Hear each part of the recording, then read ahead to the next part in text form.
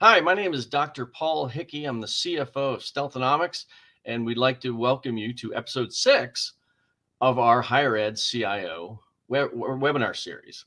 Today, we're going to be talking about protecting institutional data through managed backup systems.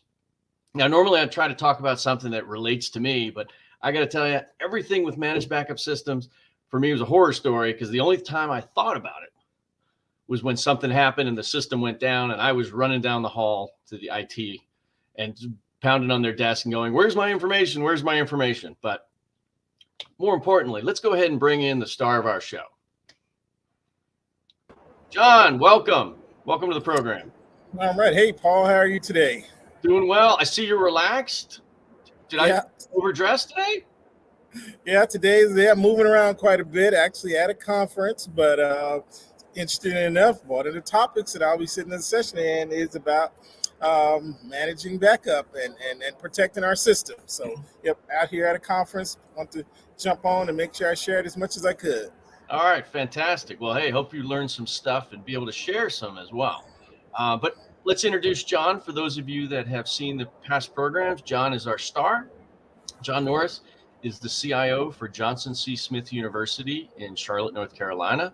And over 20 years, I'm pretty sure you started in elementary school then. 20 years of experience on all things of, well, we color it to make it look a little more distinguished. But handling all types of systems and IT across the campus, dealing with students.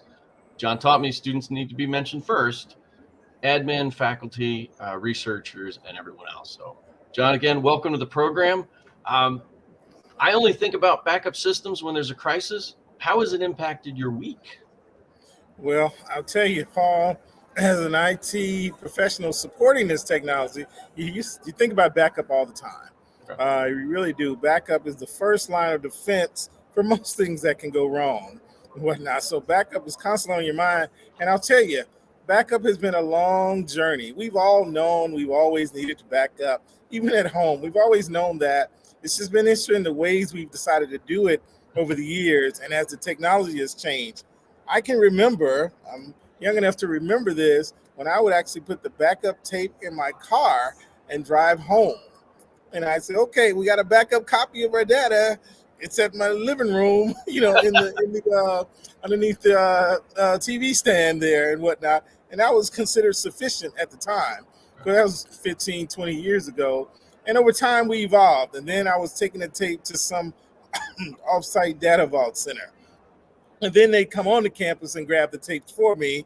And over the course of time, we moved and had stuff situated in 2 different locations, even going as far as to another state, sending data tapes to another state.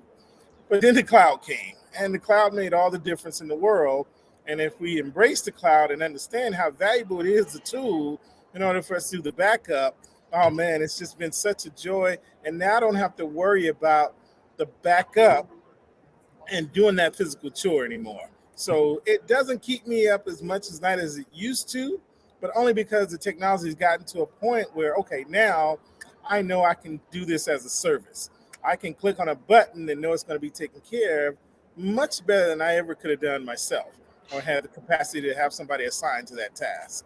Well, I got to say, I'm glad you took the tape off-prem because I remember going into the IT office and they had a whole bunch of backup tapes, but they were right there. So if something happened, we were done. But, it was great you mentioned cloud. If you rewind a couple episodes, we talked about cloud migration. So how does that play into backup systems? Yeah, well, no matter where your data is stored, no matter where it is, you still got to make sure it's backed up. Most of the cloud providers, or at least the applications that are cloud native, they do a good job of backing up your data. But as a CIO, as an IT department, you really have to pay attention yourself and make sure that you know exactly how, when, and where it's backed up. Because every company uses a little bit different protocol, and oftentimes even a different schema, or even where the location where they're going to back up this data. And there's susceptible to things happening also. Backup traditionally was all about hardware failure. If a drive failed, if a server failed, whatever, it was really about having that data in another place and whatnot. We're not so much worried about that anymore. But the cloud providers do have to be worried about that. They really have to make sure it's distributed across multiple systems, that maybe it's in different locations, because the same thing could happen to them that used to happen in our data center, but they just do a much better job of it, and the speed is amazing. One of the things I always talk about, backup is great, but recovery has been real game changer. That's great. I mean, it's funny because you think like, hey, you can back up anything you want, but if you can't get it back, what's the difference? Exactly. Yeah. Recovery now with some of the systems and the cloud backup systems and services, recovery happens just as quick as backing up the data, and you can monitor it and be certain that you've recovered every single piece of data that you were looking for. Okay. More importantly, for my boss, they like to know that we test these periodically, pretty often and whatnot. And having a cloud provider makes that a lot simpler, and they're doing that constantly. So I can just pull down a report, say, hey, look, 100%, 100%, 100%, 100%, and we feel assured that, okay, this is going to work when there is a real emergency and it really needs to work. So if you have it in the cloud, you're not doing the testing yourselves, the vendors or the suppliers taking care of that for you? In general, the vendors do it, and then they send you a report, but Okay. you can request a test at any time you'd like it. You'd like a test and whatnot. And sometimes we will take a look at it, but we trust the technology, and we get the reports, and we can see a dashboard that shows us what's going on most times. Do you do any like disaster recovery, any like staged events where you're putting it in Well, implementation? for us, different conversation. So we like to keep the backup conversation and the disaster recovery conversation as two different conversations. Because Right. really, when you're talking about disaster recovery, you got to bring everything back up, not just your data. You got to bring up your systems and whatnot, and that's a whole different ball game. Some vendors provide both. We like to keep them separate so we don't have one point of failure for both things, possibly, Yeah. and whatnot. But yeah, plenty of companies, they provide both, and they're pretty good at both of them. But yeah, we do have disaster recovery as a service that could, if you wanted to, be used as a backup as well, or Okay. vice versa. All right. I don't want to diverge from the main topic, so thanks for keeping me on track. But and one more question before we go ahead and bring in our special guest. Loss of data for a student or a professor or the administration. I mean, what kind of impact do you have there? That could cripple a university. Quite frankly, most things going on in a university are transactional. Every day, every moment, there's things going on, and to lose that data could materially affect not only how the university runs, but how the students get access to their information, their finances, their grades, anything. So it's transactional, and so any loss of data could be prohibitive for not only the student but also the university and any other relationships we have. Vendors, donors don't want to, participate if they're not certain that, the information is backed up and secure. But Paul, the conversation increasingly is becoming about student privacy. And that's another piece to the puzzle is, we got the backup, but you got to make sure it's kept private because these are consumers. And in general, most of them are legally considered adults. So we have to treat them like any business treats any of their consumers and protect their data at all times. And a good backup is the start of that. Because you know what's happening out there with some of the nefarious characters. They're trying to get at student and donor or employee data all the time and whatnot. And our first line of defense is always to have a very good backup. So if it is compromised, we can, just wipe that away and say, okay, you got that, but hey, we got a full backup we're ready to go with. Hopefully that's never going to happen. But if it did happen, that's the first line of defense. All right. Well, John, would you mind sticking around? We'd love to bring you back for the third segment. Yeah, sure. I'll be here. Fantastic. Thank you so much. Can we bring in Tony Rourke? Tony, thank you and welcome to the program. Thanks, Paul. Thanks for having me. Oh, absolutely. So Tony works for TPX and serves as an information security consultant with over a decade worth of experience helping organizations navigate an evolving threat landscape. Threat always scares me, so I'm going to make sure I'm nice to you so you don't get mad at me. He focuses on enabling organizations to harden their security posture. And Tony comes to TPX. Oh, by the way, If anyone's interested in a free cybersecurity threat assessment, please let us know. We'd be happy to help you check under the hood. But TPX helps businesses navigate through a complicated and evolving IT landscape. Passion is IT and committed to making IT easy for consumers. And that's what we're here for, trying to make IT easy. So Tony, over to you. You got 10 minutes. If you go over, I'm coming in with the hook. No worries. Hey, I appreciate that. First of all, let's start off this conversation with a little bit of context of the threat landscape. Why is this conversation important? Well, in the world of security, we view everything through the lens of risk, and the equation of risk is likelihood times impact, right? Well, the likelihood that your organization or institution will get struck with ransomware or a national disaster where backups will be a critical insurance policy from a restoration and business continuity perspective, the likelihood of that happening is about as close to 100% as you can get, right? It's not 100%, but it's awfully close. Most organizations are going to have some type of cyber event. How critical it is may vary. So what do we want to do? Since the likelihood of this occurrence is high, we want to mitigate the impact, right? To lower the risk threshold. And a large component of that is making sure that we've got duly redundant backup systems in place, right? And so that's the context of the situation. But we've got a dynamic within our institutions that's evolving and creating a more dynamic threat landscape for our organizations. We've got 9 out of 10 students using personal mobile devices. They're bringing these devices in. Those devices are linking up to our network. So whatever bad actors have infiltrated that phone are now exposed to our system, which greatens the risk of a potential incident, right? We've got an evolving landscape as far as how we're teaching folks, right? We've got some folks in the hybrid environment where they're remote and maybe some on site, right? So this again puts more pressure on the solidification of that network and the backups that are built in to make sure it's resilient, right? Because we're depending on it. We've got limited institutional data governance and security, human error and lack of personal vigilance.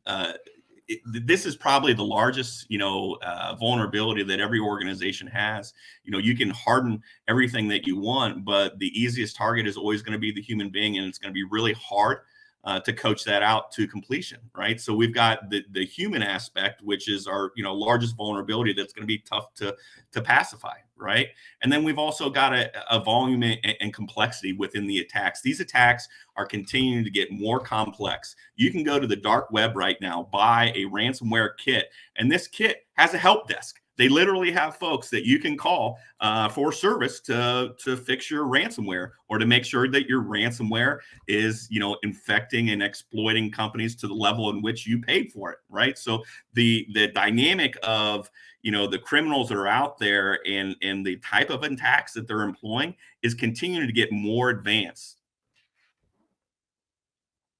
So now we've talked about a little bit of, why it's important, what's going on in our environment that's driving the need to really solidify our backup systems, right? So what do we want in a backup system? Well, we want lightning fast local backup restores, right? So, the school district here that my kids go to had a ransomware attack that happened on the first day of school.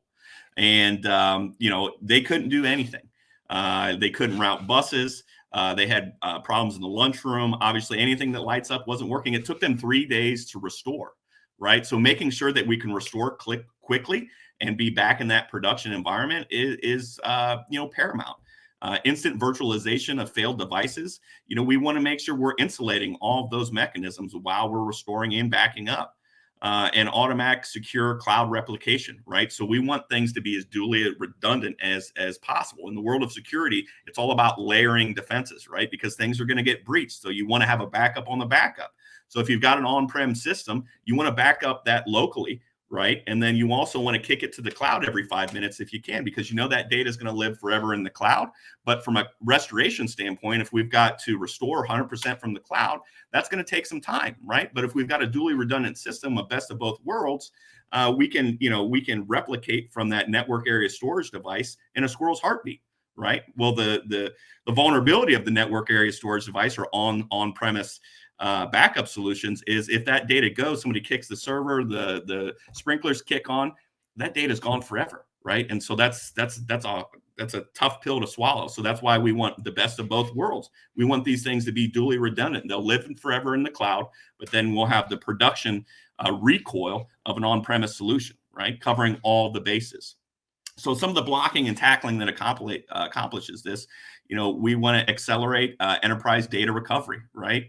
Backup virtual and physical machines, right? Let's get the whole enchilada here. Let's not just piecemeal our backup solutions. A lot of times in IT, data, applications, automated processes, they stack like blocks. You're missing one of those blocks, you're no longer in a production environment, right? Which is going to lend itself to a business continuity issue.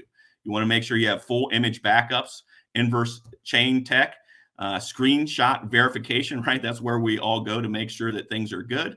Ransomware deletion and rollbacks. This is an absolutely critical component to make sure that whatever vendor that we're working with from a business continuity or disaster recovery standpoint, that those instances are being scanned for ransomware when we're backing up that instance. If we're backing up the ransomware and then we go to restore because we think we've wiped the environment and created a sanitary environment, and then we restore and that ransomware is still there, the ransomware just restores, right? Or even worse, what we've seen, you pay you pay the ransom, and they leave the ransom on and they just leave it dormant for a couple months and then turn it back on and they get you again. Because here's the thing: if you pay the ransom, you're a larger target because you're a paying customer at this point, right? They've got Yelp boards. Hey, these folks, they pay, right? So you're a larger target.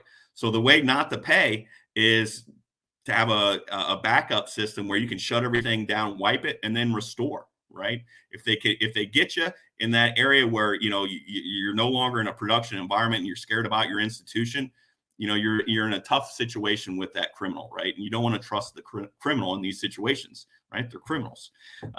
So you also want to have post-incident and data validation insights, right? So you want to make sure, to the point of the ransomware, when you do restore, you want to kind of some reassurance that restoration is sound, right? Is the way it should be. Dark web help desk. It's Thank there. You, and Tony, it's not sleep again. It's $1 billion business. Absolutely. They've got their own economy. That's frightening. Hey, can we bring John back in? All right, come on. I'm supposed to be on the bottom. I'm holding these two experts up. That's my job. So now that I won't be able to sleep because of dark web help desk, John, you heard a lot of good stuff from Tony. What are you thinking? Yeah, that sounds like exactly the kinds of things that we as CIOs and leaders, IT leaders, even non-IT people need to be thinking about all the time, because the threat landscape changes rapidly. And the more protection you can have, the more backup you can do, and the backup of the backup and the air gapped, and we may not have mentioned it yet, but air gap, really makes a big difference in having assurance that you can get back to business as usual pretty soon. Tony talked about if you back up stuff that's already in the system that's bad, when you restore, it's going to have an even worse problem and whatnot. And that's where oftentimes having enough tools on the front end to make a difference, whatever security you're putting in, and then having an air gap copy makes you feel very, very comfortable with what you're doing. I always tell people, start with the old 3-2-1 rule. And Paul, I don't know if you remember the 3-2-1 rule, but I'm too young to backup remember. worlds, we used to say you need to have 3 copies of your data on at least 2 different types of media, and at least one of those copies of the data should be stored in the cloud or off-site.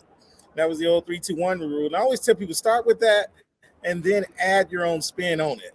Your institution, your organization, and what the tolerance is. And some people may add a couple more ones to that. One copy that's, 2 states removed, one copy that's in 2 different, copy that's in 2 different cloud providers. But start with the 3-2-1 rule. All right. So just to be clear, the 1 is not necessarily under your couch cushions. That could be the extra one, right?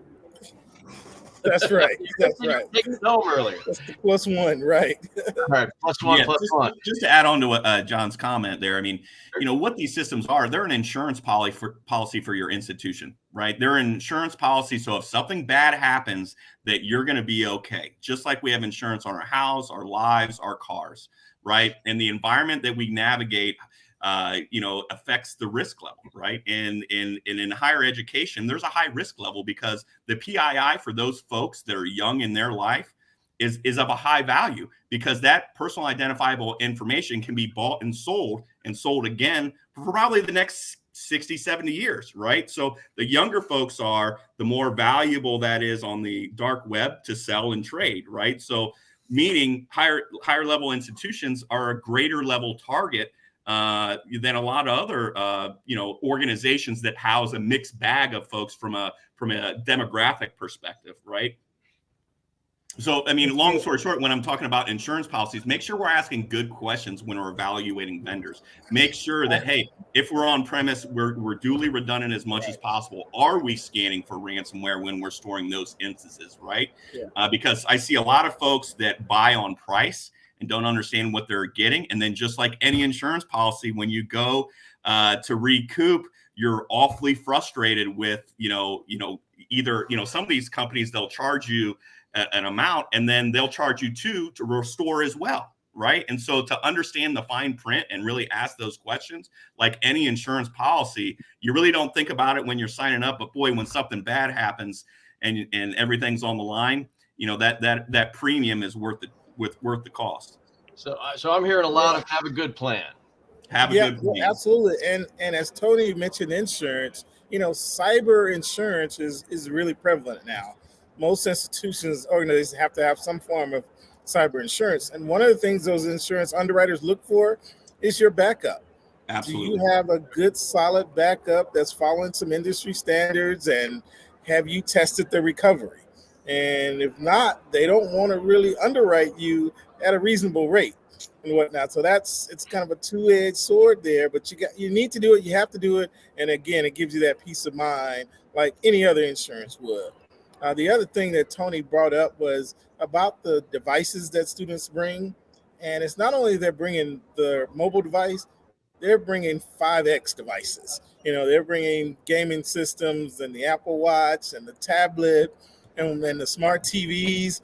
And we're used to, by now, kind of backing up and protecting our PCs. But as we do more and more stuff on these other devices, we don't even think about what we need to do to protect those and possibly back them up if we're using them for things other than just playing games. We don't even think about that right now, but as these students are more and more savvy, they're bringing devices and doing all kinds of things education-wise or business-wise on those devices. And that's a good thing, but it just creates more complexity in the entire environment, which means we just got to be more diligent and pay more attention all the time. So I guess I should be happy that my eyesight is so good that I can't really use my phone for academic purposes. All right. Hey, Tony, John mentioned something in the first segment, and I wanted to get your thoughts on it. He was talking about how each institution has their own plan, their own structure. Maybe it's a different configuration. As you're taking all of these into the cloud, how are you managing them from, with all these different configurations? How do we manage the different systems or the backups? Well, just as you're getting these backup systems, are they in a similar configuration, or are they all different? And how are you handling, I mean, from a management standpoint, we want it to be as simple as possible. We want a central repository, right? We want all the silos to feed into the same place, to have a single pane of glass from a management perspective, right? I mean, backups aren't the only thing that we're managing from a day-to-day perspective, right? So we want to make sure that repository is, a single screen where everything is included, that has the reassurances that, hey, this has been scanned for ransomware. This is the backup that occurred 4 minutes ago, right? So you want a simple, easy to read and easy to understand interface that validates that you're holistically covered with your backup solution. What you don't want to do is be herding cats with something that is that important, right? Because if the day of judgment comes and you've got to go to 13 different places, and again, block stack in the IT infrastructure, right? Applications need data to create automation, right? So if one of these blocks isn't functioning properly, right, because we're storing them in different silos, when we put Humpty Dumpty back together again, we're not going to be in a production environment anymore, right? We're going to be back, hey, 1988, hey, what's going on? We're going to do business like that for a couple of days before we can get restoration, and then kind of watch people struggle from a business continuity standpoint. And that's why I think John brings up a salient point. I mean, there's backups and disaster recovery from data, hardware, things like that. But it's also important to have a business continuity plan where you're working with your critical vendors and that your folks understand process. So, hey, if IT is stricken for a day or two, right, we still understand how to do business like we did back in the day before everything was a easy, a push of a button, right? And we want to get back to that current state as fast as we can. And that's why kind of having that quick restoration is critical. Well, not that I remember it, but I particularly enjoyed 1988. Hypothetically. Yeah. Right. Well, Paul, one of the things that it ultimately comes back around to is the recovery time objective. Okay. How quickly or not so quickly can you recover back to a working state? And what that involves everyone across the campus who have a stake in this, meaning the business units, really thinking about that ahead of time and saying how long before we need to be back up and going in order to do business. And they call that recovery time objective. And that's an important piece when you're evaluating the backups. And not only that, just to add on to John's point, because he makes a salient one. I mean, got to be quick because we're getting close on time. No worries. Reputational brain integrity is critical, and that's why restoration times are critical as well. You don't want people to know that you've been hacked, right? Because then why are people going to want to give you their information if they know that you're vulnerable, right? So we kind of want to keep our dirty little secret as tight-knit as we can from a reputational brain integrity standpoint if we want other folks to join our institutions. Okay, great. All right. Tony, 30 seconds, and I will hold you that. Last thoughts. Anything we missed? No, I mean, I think we covered a lot in a short period of time. I would just tell folks to really vet out their backup disaster recovery solutions, ask the hard questions, make sure you understand the service level agreements and everything that comes with it, just not understanding the cost, right? Understand what comes with it, just like any insurance premium. All right. Thank you very much. Appreciate it. John, last word. Just reiterate, backup and recovery is hard. It's hard and it's oftentimes stressful, whatnot, because you need to test often. Try to have a partner that can help in that process to get that done and also give you some statistics so that you can prove to folks that how important this is and how we need to make sure we allocate funds for backup and recovery operations. It's difficult. Awesome. Well, we'd like to thank Tony Rourke from TPX for joining us. And of course, our star, John Norris. Another amazing episode. Learned a lot. And gentlemen, you have scared me to no end, and I will not be sleeping for a while thinking of dark web help desks and all the other ransomware and backup issues that we need to have. Anyways, everybody, please visit our landing page. This is episode 6. We have all of the previous 5 episodes up.